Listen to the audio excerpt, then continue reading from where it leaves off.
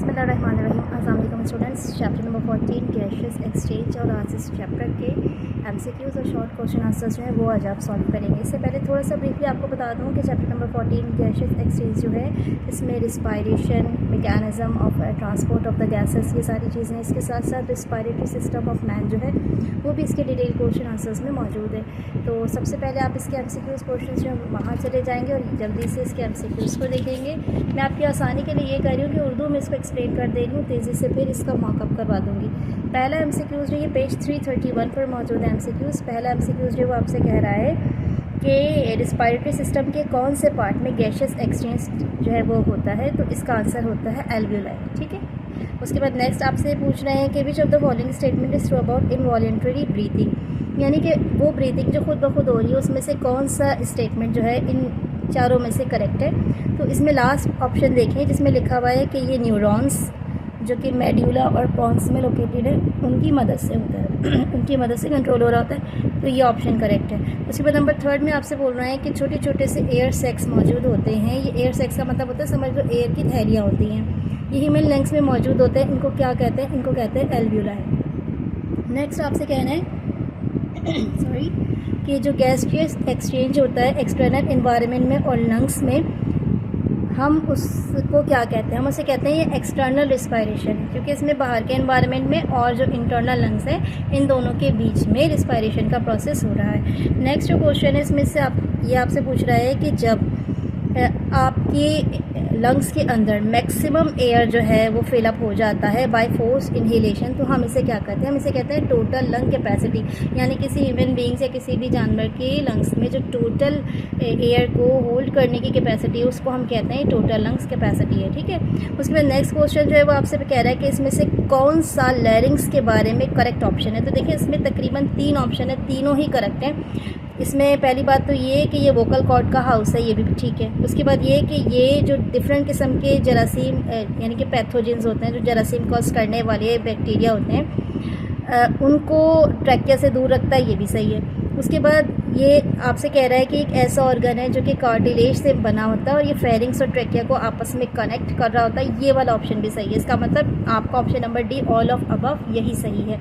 उसके बाद नेक्स्ट जो आपसे एमसीक्यूज पूछ रहा है वो ये कह रहा है कि ट्रैकिया का फंक्शन क्या है। अब इसमें लाइन से 3 फंक्शंस है, तीनों ही ट्रैकिया के हैं कि ट्रैकिया गैसियस एक्सचेंज भी करता है, ये एयर को फिल्टर भी करता है जब हम ब्रीदिंग करते हैं, और इसके साथ साथ ये जो एक्स्ट्रा एयर होती है यानी कार्बन डाइऑक्साइड होती है उसको बॉडी में से बाहर भी निकालता है। तो ये तीनों फंक्शन जो हैं ये करेक्ट हैं। इसका मतलब ऑल ऑफ द अबव जो है वो ऑप्शन सही है।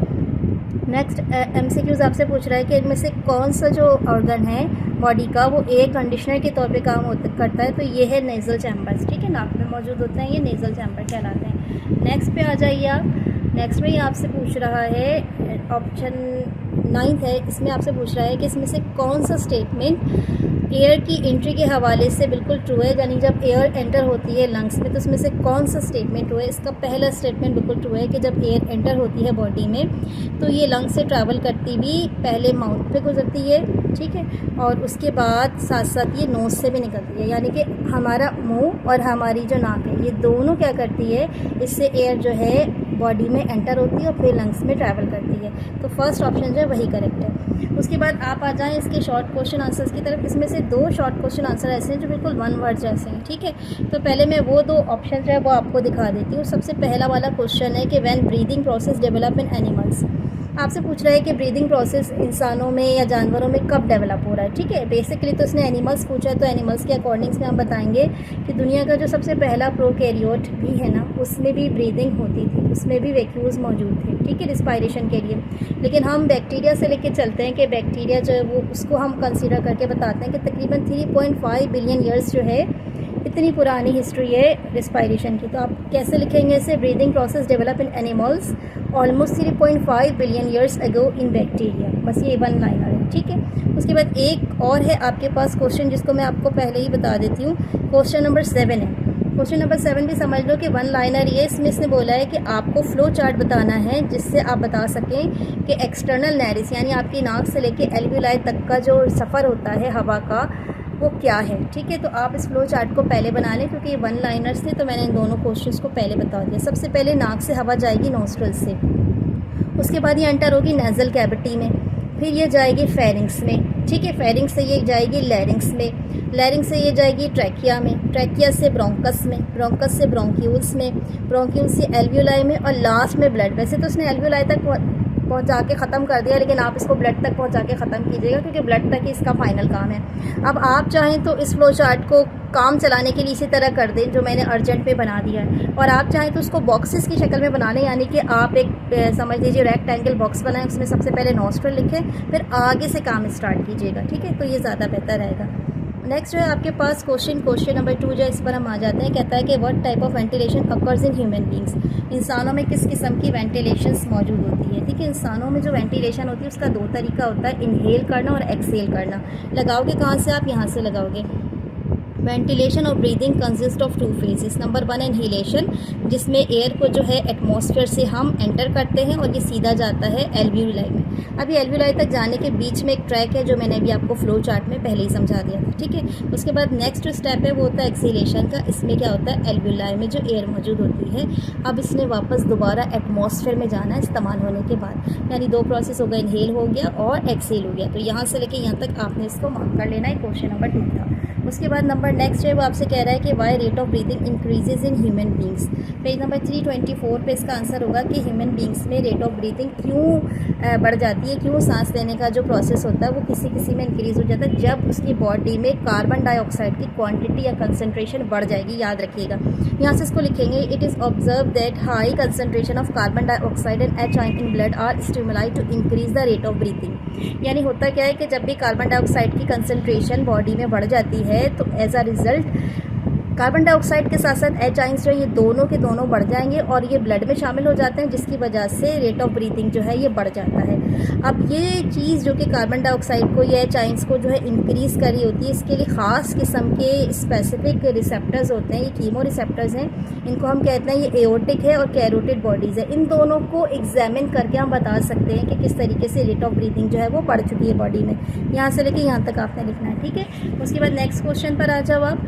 ये आपसे कह रहा है कि why breathing of human being called negative pressure breathing, यानी इंसान जो सांस लेते हैं उसको हम नेगेटिव प्रेशर ब्रीदिंग क्यों कहते हैं। पेज नंबर 322 पे इसका आंसर है। देखें, बहुत आसान सी बात है, जब आप इनहेल करेंगे तब तो एयर जो है वो बाहर के एटमॉस्फेयर से बॉडी के अंदर एंटर हो रही है, लेकिन जब आप एक्सहेल कर रहे हैं, बाहर निकालना है, तो देखें बॉडी के अंदर जो कंसनट्रेशन है इस वक्त वो ज़्यादा है और एटमॉस्फेयर में जो कंसनट्रेशन है वो कम है, ये जो प्रेशर है वो कम है, ठीक है। तो हम क्या कर रहे हैं, ज़्यादा प्रेशर से कम प्रेशर की तरफ जा रहे हैं, जो कि डिफ्यूजन का लॉ होता है। तो क्योंकि हम ज़्यादा प्रेशर से कम प्रेशर की तरफ जा रहे हैं तो इस वजह से ये वाली जो चीज़ है वो क्या कहलाती है नेगेटिव प्रेशर ब्रीथिंग। ये पूरी बात यहाँ से लिखी हुई इन एक्सपायरेशन से लेके एटमॉस्फेरिक प्रेशर तक, ठीक है। अच्छा, अब आ जाए नंबर नेक्स्ट क्वेश्चन की तरफ कि how carbon dioxide from the cell transport to the lungs, यानी कि कार्बन डाइऑक्साइड जो है वो किस तरीके से ट्रांसपोर्ट होती है from cell to the lungs. Page 325 पे इसका आंसर आपको मिल जाएगा। इसके 3 मेथड्स हैं। ये लॉन्ग क्वेश्चन में भी मैंने आपको बताया था, लेकिन यहाँ शॉर्टली पूछा जा रहा है तो आप देख लें कि यहाँ पे 3 वेज होते हैं ट्रांसपोर्ट करती है जिससे कार्बन डाइऑक्साइड ब्लड स्ट्रीम में। पहला होता है बाइकार्बोनेट्स की शक्ल में, दूसरा होता है कार्ब अमाइन हीमोग्लोबिन की शक्ल में, जिसमें क्या होता है कि हीमोग्लोबिन या अदर प्रोटीन्स के साथ कार्बन डाइऑक्साइड जो है वो बॉन्ड हो जाती है, और लास्ट डायरेक्ट डिजॉल्व गैसेस की शक्ल में। तो यहाँ से लेके यहाँ तक आप लिखेंगे। शॉर्ट क्वेश्चन है, बहुत ज़्यादा इसमें हेडिंग वाइज और एक्सप्लेनेशन नहीं देनी, जस्ट पॉइंट वाइज बताना है आपने, ठीक है, टू द पॉइंट काम करके देना है।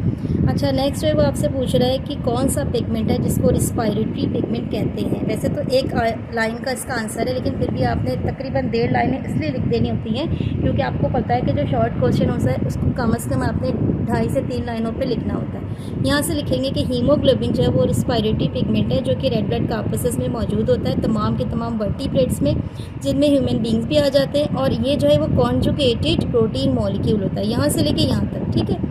अच्छा, उसके बाद नेक्स्ट क्वेश्चन जो है इसमें देखें, क्वेश्चन 7 मैंने फ्लो चार्ट पहले ही बता दिया था, चाहे तो दोबारा इसको यहाँ से यहाँ तक देख लें, इसका स्क्रीनशॉट सेव कर लीजिएगा।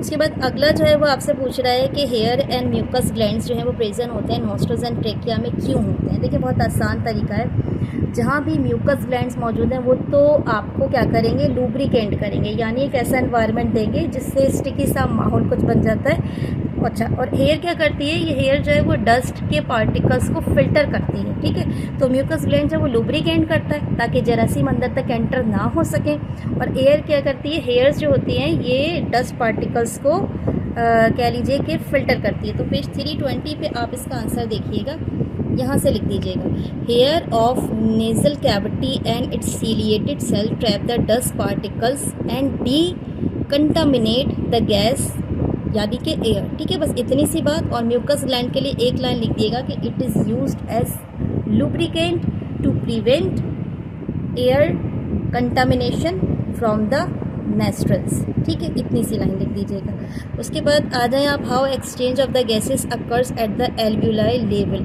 तो यहाँ पे 324 पे इस लास्ट क्वेश्चन का आंसर है, ठीक है। यहाँ आ जाइए, ये आपसे कह रहा है कि ऑक्सीजन और कार्बन डाइऑक्साइड जो है वो सोर्स होते हैं जो कि ट्रांसपोर्ट होते हैं ह्यूमन बॉडी में ब्लड सर्कुलेशन की मदद से, और इसके साथ साथ ये एक्सचेंज करते हैं एल्व्यूलाई मेम्ब्रेन में सिंपल डिफ्यूजन की मदद से। 1.5 लाइनें और एक्स्ट्रा थोड़ी सी ऐड कर लीजिएगा। जो इनहेल एयर होती है लंग्स में वो पास होती है क्योंकि वहाँ हाई कंसनट्रेशन होती है ऑक्सीजन की, जिसकी वजह से कंसनट्रेशन का एक डिफरेंस क्रिएट हो जाता है, ठीक है, रिस्पायरेटरी सरफेसेस में और बाहर के सरफेसेस में।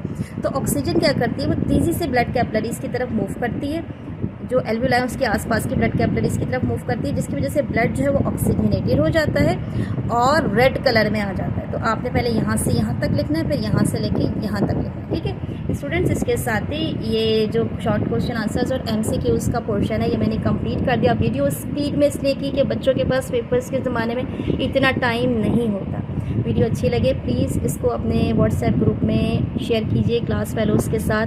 चैनल को लाइक कर लीजिए, सब्सक्राइब कर लीजिए, मुझे अपनी दुआ में याद रखिए। इसका जो डिस्क्रिप्टिव क्वेश्चन आंसर्स है ये ऑलरेडी अपलोड हो चुका है। अपना बहुत सारा ख्याल रखिएगा। Take care and Allah.